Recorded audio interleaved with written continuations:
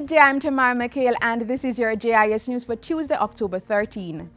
Farmers in Hill Run, St. Catherine will soon have an improved irrigation system to increase fish production. The National Irrigation Commission (NIC) is to spend more than $1.8 million to upgrade the system at the Hill Run Agro Park. NIC Chief Executive Officer Mark Richards says the improved system will have a pressurized pipe network.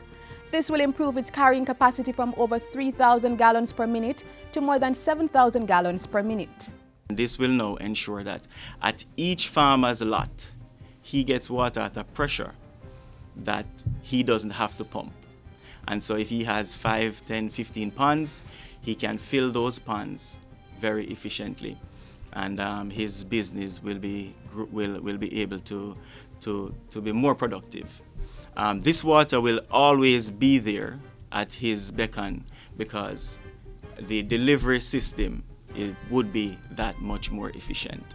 The upgrading of the irrigation system at the Hill Run Agro Park is being carried out under the Agriculture Ministry's Competitiveness Program, which is funded by the Inter-American Development Bank and the government.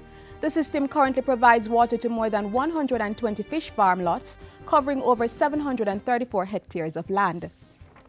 Police personnel attached to the mobile reserve now have a state-of-the-art computer center to better carry out their duties. The $3 million computer center with free Wi-Fi access was paid for by the Universal Service Fund and developed in collaboration with the Ministry of National Security. It has 10 computers, a printer, a projector and a screen, and will be used as a training center for officers. The computer center will also enhance the police's capacity to write reports and statements, as well as the research and analysis of crime patterns. Technology Minister Philip Paulwell says the computer center at the Mobile Reserve is just one of the initiatives aimed at improving the technological capacity of the police force.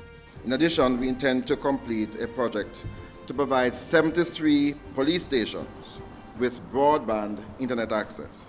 So far, 5 have been completed, and the installation of the others is gathering momentum, and the entire project is on track for completion before the end of this financial year. The total cost of this project, which is being undertaken by Flow, is about $7 billion. The runway at the Sangster International Airport has been reopened following a fire on board a Delta Airlines flight Monday afternoon. The runway was reopened at about 6:30 p.m., 3 hours after it was closed. A release from the Jamaica Civil Aviation Authority (JCAA) said the Delta aircraft was about to take off when the crew reported a fire warning indication from its cargo bay. Emergency procedures were initiated and all 160 passengers and flight crew were safely evacuated from the aircraft. The airport rescue and firefighting team and external emergency response agencies all assisted.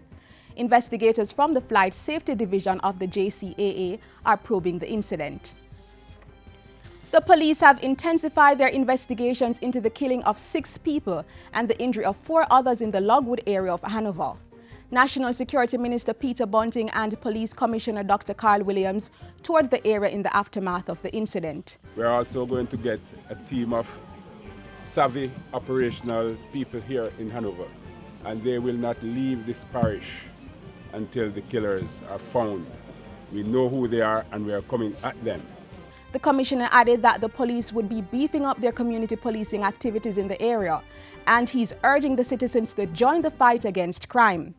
In the meantime, the National Security Minister is again urging residents not to embrace lottery scammers. He says lottery scamming by itself is illegal and that crime often fuels murders and reprisal killings.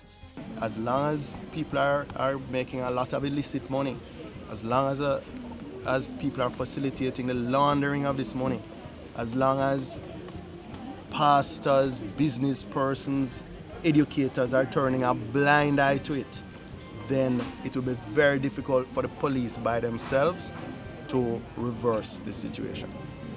And finally, 51 aspiring teachers have been awarded scholarships to do mathematics and science courses at teachers' colleges in Jamaica. The scholarships value a total of $14 million.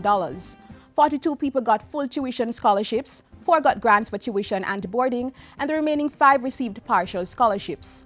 The move is in line with the Ministry of Education's thrust to train more math and science teachers to improve students' performance nationally. Jamaica has a math phobia and it has a math deficit. And therefore, the initiative has been instigated where we will offer math scholarships in math and science in order to begin to catch up with the numbers that are needed. And you are among the first recipients. And that's it for JIS News today. I'm Tamar McHale. Thanks for watching.